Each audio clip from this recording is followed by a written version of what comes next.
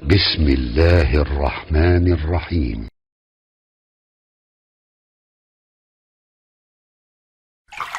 Nabi Muhammad belum minta, diberi oleh Allah. Karena itu ketika dilempar bukan hanya dengan kata-kata. Penduduk Taif melemparnya dengan batu, lempar dengan kemarahan, lempar dengan segala hal. Apa kata Nabi? Karena alam nashrah laka sadrak, kata Nabi, ya Rabb. Ketika dua malaikat penjaga bukit mengatakan, angkat tanganmu Muhammad, mud yadaika ilas sama, angkat tanganmu ke langit dan mohonkan kepada Allah supaya kami angkat gunung Taif untuk menghimpit mereka yang tidak punya sopan santun itu. Murka malaikat. Bagaimana Rasulnya dilempar dengan batu, berdarah menetes, bentengnya Zaid bin Thabit luar biasa, tidak mampu menghalanginya. Apa yang terjadi? Nabi, alam nashrah laka sadrak. Kalimat mulia mengalir di lisannya. La, mohon jangan lakukan itu. Fa innahum qaumun la ya'lamun. Mereka hanya belum mengetahui saja.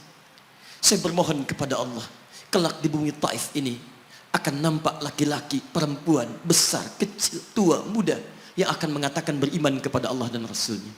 Lalu lantas beliau berkata kepada Allah dengan kalimat yang mengalir syahdu, dengan darah yang masih mengucur, dengan kalimat yang berbelas kepada Allah, Ilahi, ila man takiluni, am ila ba'idin yu'limuni, a ila qaribin yu'zini, fa ana radin ya Rab, ma lam taghdab alayya, la hawla wa la quwwata illa billah. Ilahi, duhai Allah, ila man takiluni, setelah dari sini yang saya dilempari, saya dihujat, kemana lagi engkau akan antarkan saya? A'ila qaribin yu'zini, apakah ke tempat yang dekat dari sini dan saya akan disakiti lagi?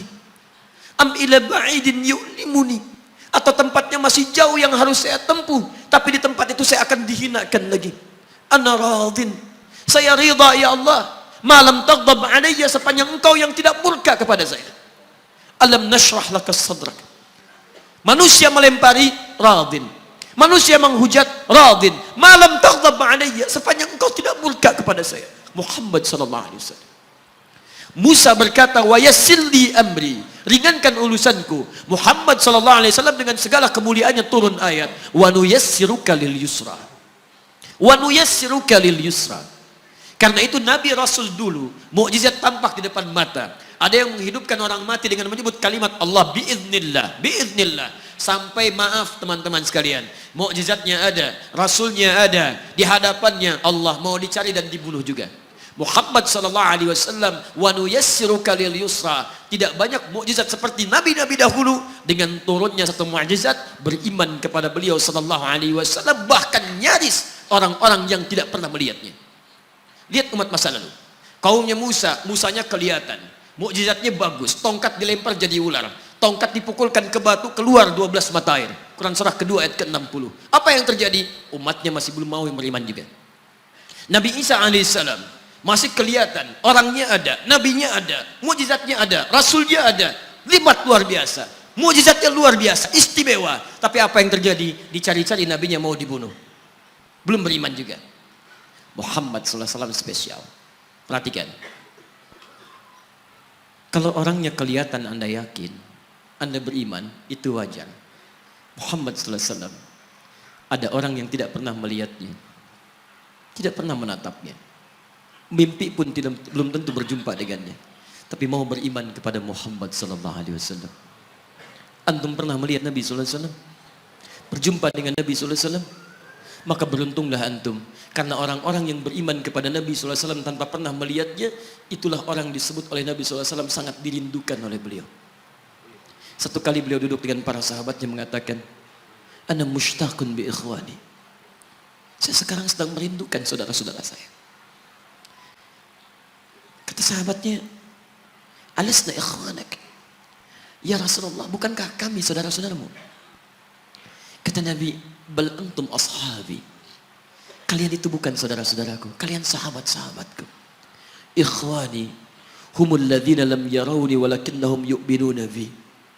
Saudara-saudaraku itu adalah orang-orang yang tidak pernah melihatku, tapi mereka mau beriman kepadaku.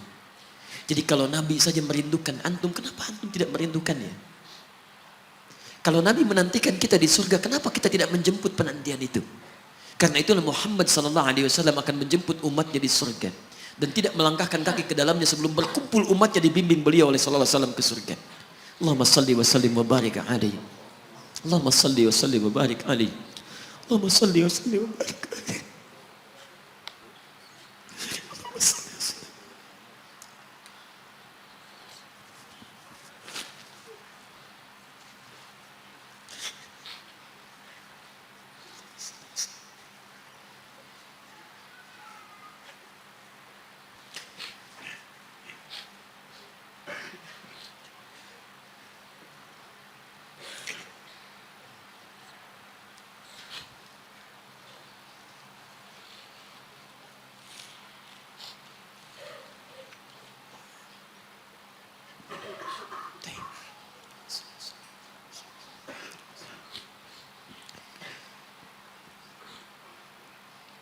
Maka diturunkanlah kemudian hudan yang terakhir.